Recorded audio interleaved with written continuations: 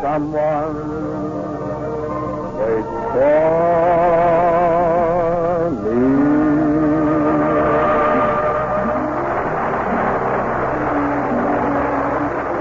This is Fred Allen welcoming you to the Bing Crosby Show, presented by Chesterfield, produced and transcribed in New York with John Scott Trotter and his orchestra and Judd Conlon's rhythm airs. And now here is Chesterfield's boy baritone, Bing Crosby.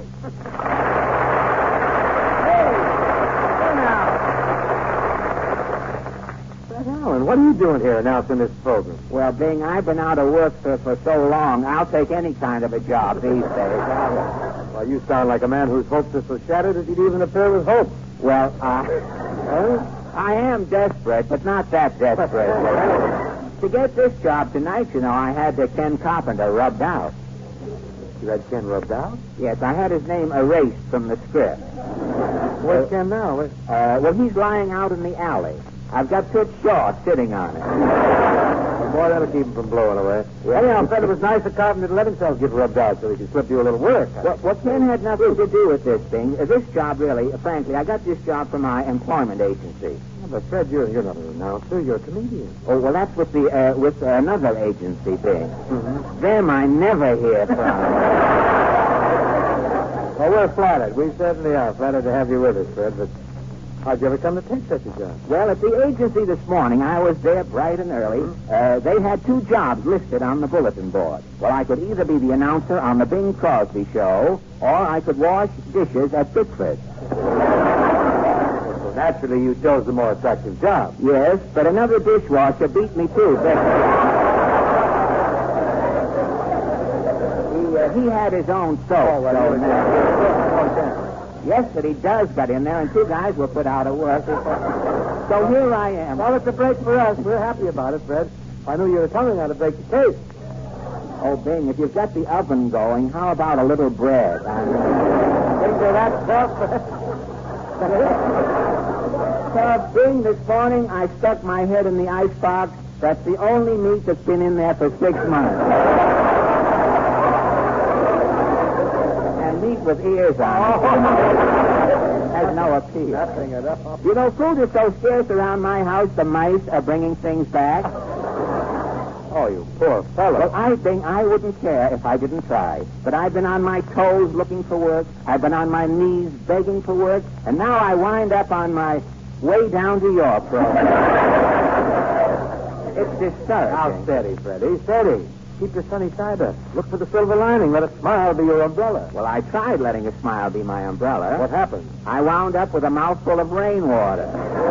Listen, I'd like to suggest you keep your mouth closed until the reservoir is filled, anyhow. You mean say if that rainmaker comes through, the mayor might need your shirt for a rainbow there. I like it, Mark. You mean you look like a peacock backing into the sun.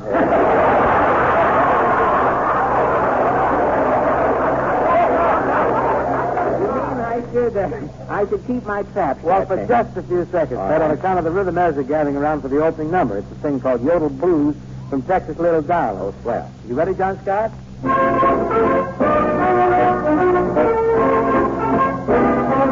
Hey, way up to New York City. Let's talk a different style. They're so busy making money that they ain't got time to smile. He says the doggone crowded. I says to him in there, I went back home to Texas to get a breath from there. Oh, that's the blues. I got the blues. Just for you. And I miss you. And the sweetest little home I ever knew. Oh, when I'm low. The don't you know? That'll sing the blues. Oh, well, they talk a different language. They speak a different brand. Where we say, I'm delighted, they always say, how grand. We say a thing's right pretty. They call the same thing chic. Well, you might as well be talking Italian or Greek. Oh, got the blues. I got the blues. The just for you. And I get you. The and the sweetest little home avenue. The when I'm low. The don't you know? The that'll sing the blues. Well, you can understand how I felt with my worries and cares, meeting all of them stuck up for strangers, putting on all them airs, high enough for that la-dee-da can affect your morale. When I tell you home's there, I ain't just a little gypsy pal.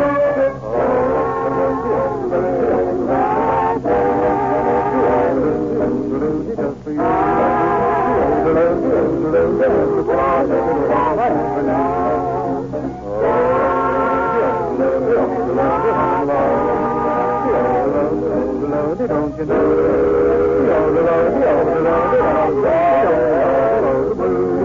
I got the blues just for you. So I sing the blues.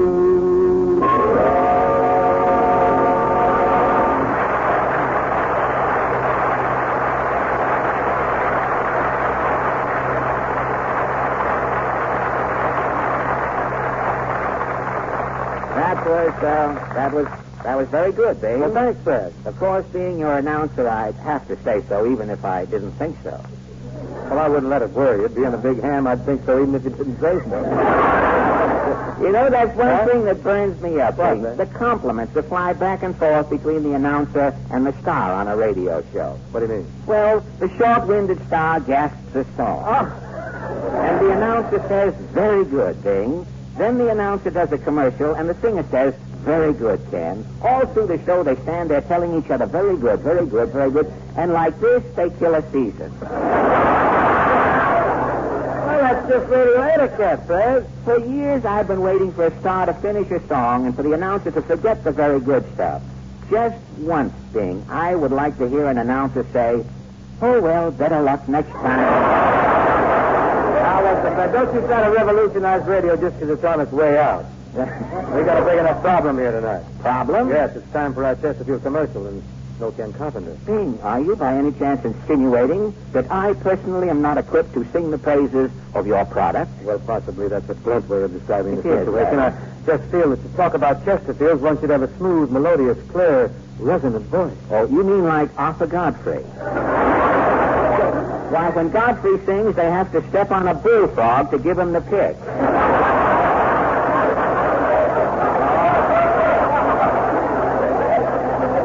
A male frog, too. You're just bitter, and I'm with you.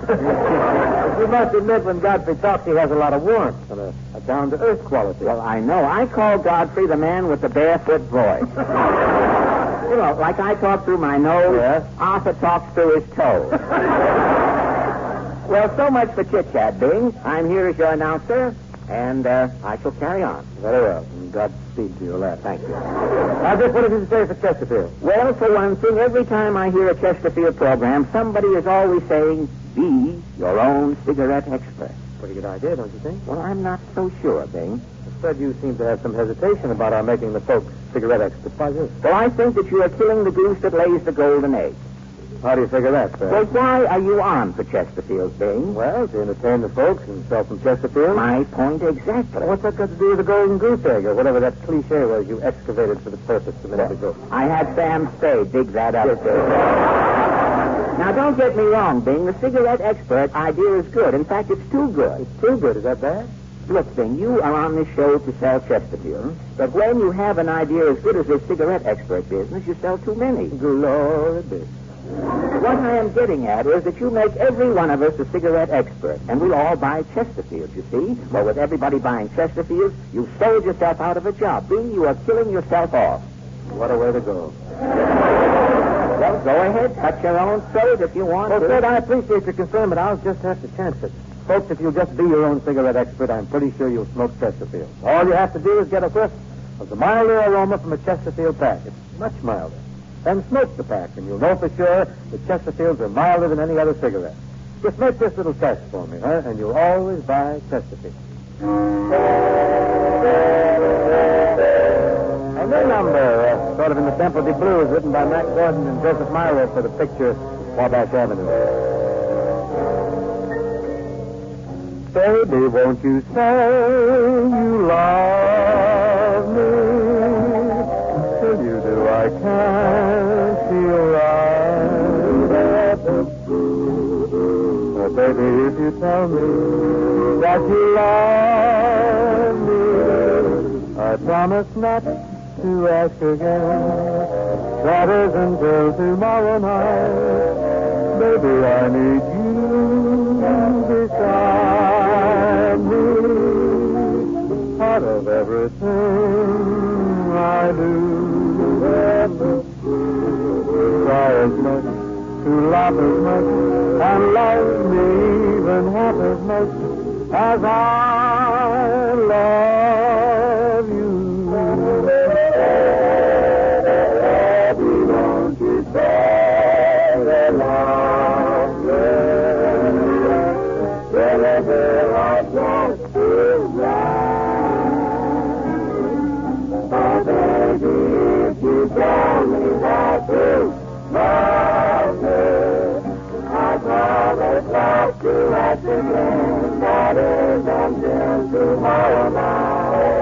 Baby, I need you beside me. Part of everything I do. To cry as much, to laugh as much, and love me even half as much as I love you.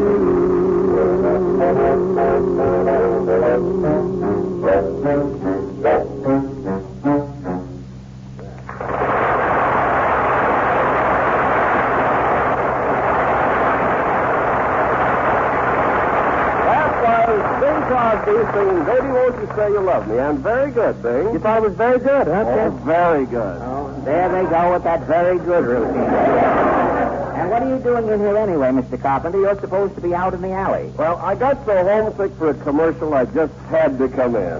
The commercial's over. Oh, I could kill myself.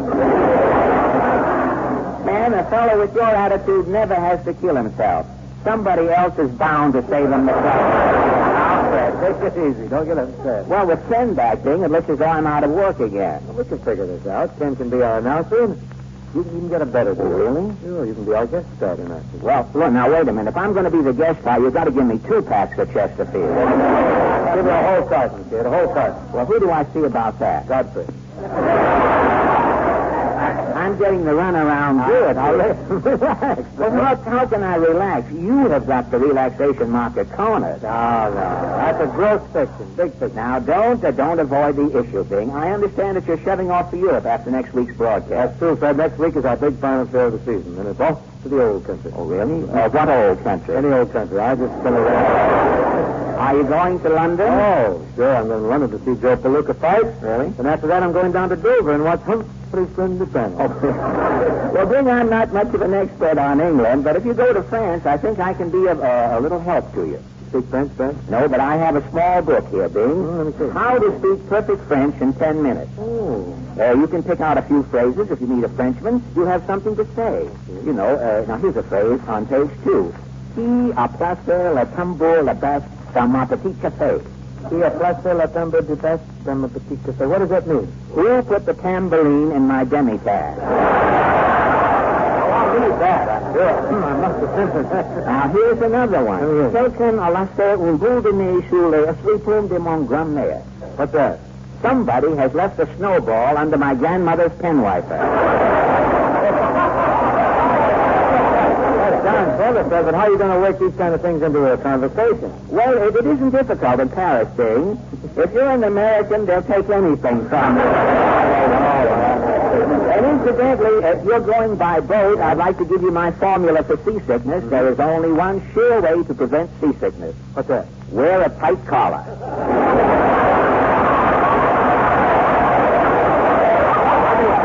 tied, too. And also, if you're restless at night while you're in Europe, you can make your own Sanka. How do I make my own tanker? Put sleeping pills in your coffee. I appreciate all these tips, Fred. You're very friendly, and inasmuch as you're laying off, I don't see why you don't hop to Queen Elizabeth with me. Well, I'm sorry, Bing. I have to stay here in New York and worry. Oh, don't be so grim. Well, things are pretty bad. There just isn't any money in show business anymore. Look at the money Hope took in when he played the Paramount. Well, that's what I mean. There isn't any left. I hear old father and me really hit the jackpot. Oh, you sure did. You have to go out of town to change a $2 bill now. Hope's grill was bulging when he left town. Bulging when he arrived. Say, Bing, I saw an income tax collector's hand coming out of his bed, sir. Say, Bing, is Bob really as tight as they say? Hey, Fred, do you know that Hope has a burglar alarm on his garbage can? Gosh, I can remember when I had a garbage can, Bing. Furnished and everything. Due on the old avocados in those days.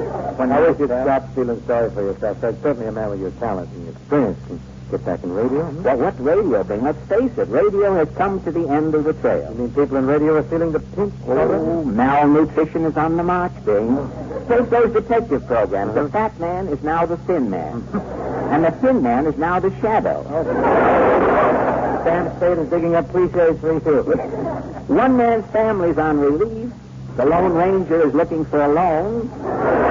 The Whistler is all puckered out. And John's other wife is on her last lap.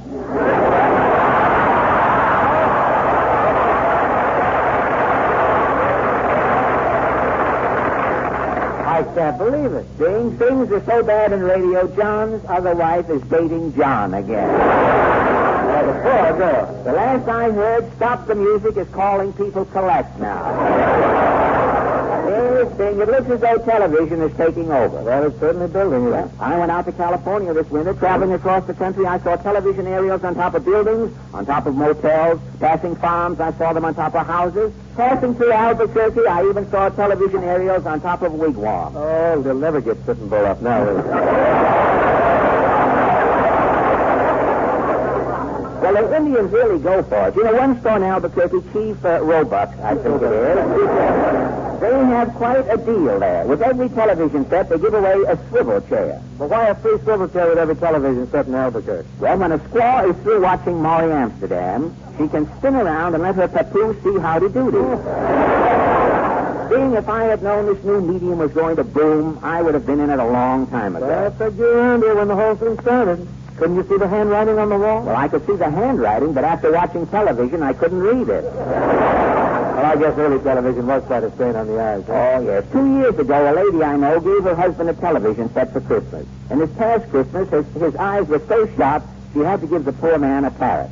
Parrot? Mm-hmm. The bird sits on the man's lap, watches the television screen, and tells the man what's going on. That solves the problem, I guess. Well, not quite. Now the parrot's vision is getting so bad, he can hardly see what's going on himself. Half of the time, the parrot just sits there and ad-libs.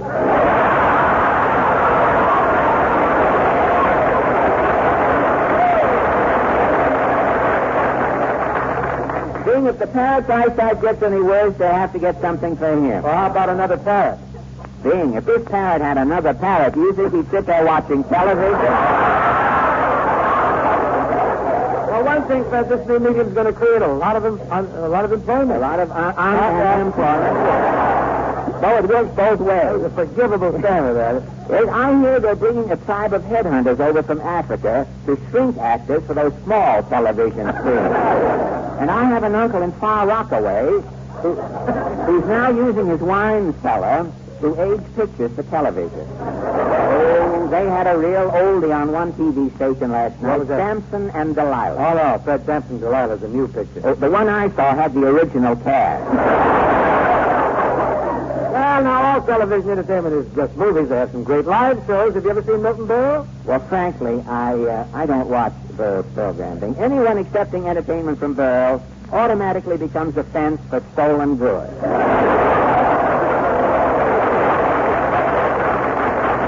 you got a point there, all right. But if you're not going on television, Fred, what are your plans? Well, I'm not writing songs now. I'm trying to get into ask writing. I'm writing City Billy songs. What's that? City Billy. Well, hillbilly songs? Well, you know, the people who live out in the hills have plenty of hillbilly songs. But the people who live in the city have no folk music. That's true, yeah. Now, my songs, instead of being about plows and pigs and dirty old men with beards, my songs are about the white-collar workers, the little men you see in the banks, in the subways, in the department stores. Well, you got a sample of one of those City Billy songs with you? Well, I just finished one. I've got the words and music right here. It's called The Lament of Homer Tracy. Well, this looks pretty good. Why don't we run it over? All right, I'll show you how it goes, Yeah, let's see Jake. this thing.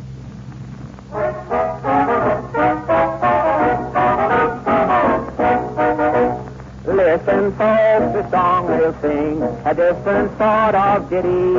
Our hero didn't live in the hills, he lived in New York City. Our hero lived in New York City. His name was Homer Tracy. He worked in the department store, and the store was owned by Macy's.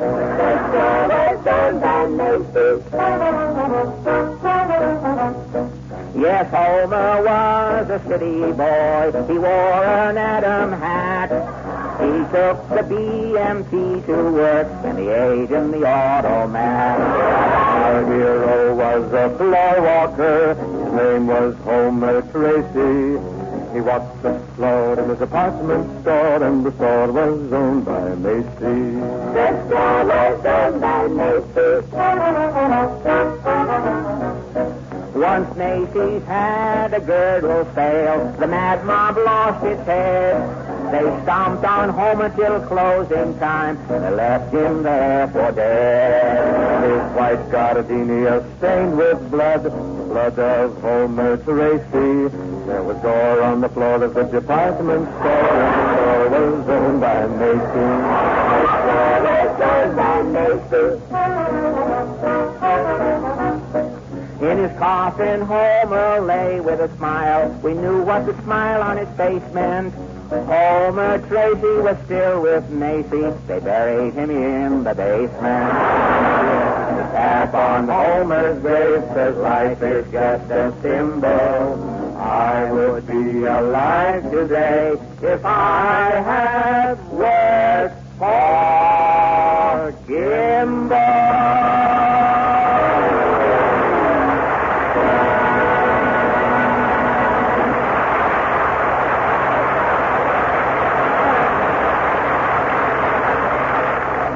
Oh, Fred, that's a great, great tune. I'm sure that song's going to represent a considerable contribution to the instant musical library of the City Billies. They'll adore you. Friends, now for some simple instructions on how each of you can be your own cigarette expert. It's as simple as A, B, C. A, You buy yourself a pack of these Chesterfields and you open the top all the way. B, you smell the milder aroma that comes from that Chesterfield pack. No other cigarette has it. And lastly, C, You light a Chesterfield and you enjoy this fact. Tobaccos that smell milder, they sure do smoke milder. yes, every man who grows tobacco knows that fact. Tobaccos that smell milder do smoke milder. Now, what goes into a cigarette is what you get out of it. Into every Chesterfield goes the right combination of the world's best mild, ripe tobaccos. And out of every Chesterfield you get a smoke that's cooler and better. Smoke that's much milder with no unpleasant aftertaste. So make our little mildness test for yourself. Be your own cigarette expert. Buy yourself Chesterfield today and enjoy more smoking pleasure than any other cigarette can give you. Here's a new ballad. Rather, it's an old ballad. It's got quite a bit of mileage on it, but it's being revived. Prominently featured in this arrangement is Mr. Bernie Layton at the piano. It isn't fair for you to taunt me. How can you make me care this way? It isn't fair for you to want me. If it's just for a day. It isn't fair for you to thrill me. Why do you do the thing you do? It isn't fair for you to tell me with those dreams that can't come true, dear. Why is it you came into my life and made it complete? You gave me just a taste of high life, perfect love, and I repeat, it isn't fair for you to taunt me. How can you make me care this way? It isn't fair for you to want me if it's just for today.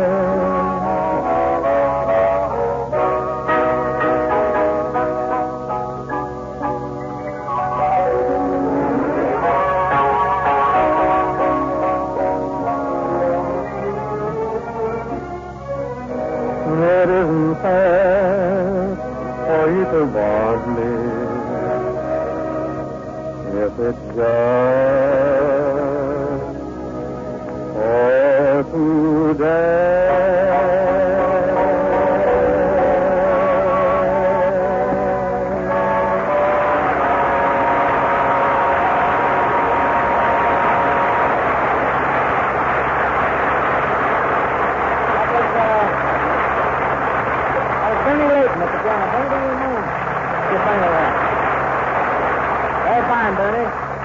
Dick Himber's tune, isn't there? Well, that's about it for this world. I want to thank Fred Allen for dropping in with all that valuable advice, and as always, his great wit and charm. Well, I enjoyed the visit, Bing, and take it easy when you get over there to Paris. What do you think, take it easy? Take it easy. Now I'm going to have fun. Well, don't forget, Bing, at your age, fun is like insurance. Fun is like insurance? Yes, the older you get, the more it costs. Well, then I'll just loaf around the Louvre, I guess. Hang around the Louvre. Yeah. Well, who's with you next week, Bing? Next week, Fred, is our big farewell show of the season. Our guests will be Bob Hope, Arthur Godfrey, Perry Como, and Gary, Dennis, Phillip, and Lindsay Crosby. What about Mr. Paley? Isn't he going to be... Mr. Paley is going to be at the control. Oh, at the control. He knows those. Oh, he does. Well, see you soon, Fred. Well, bon voyage, Bing. What's this, bon voyage? What does that mean, bon voyage? Well, I gave you the book, the little red book. What's it up in there? I'll look at it. Small pen at the big pen. Well, I'll see you again. Okay, right. With an asterisk? With a new. Okay, see you next week at Chesterfield, folks. The best cigarette for you to count.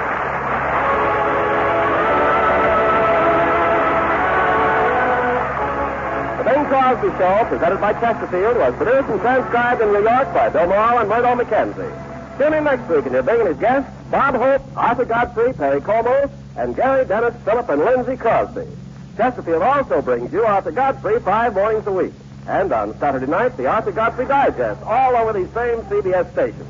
The George Burns and Gracie Allen Show follows immediately. This is CBS, the Columbia Broadcasting System.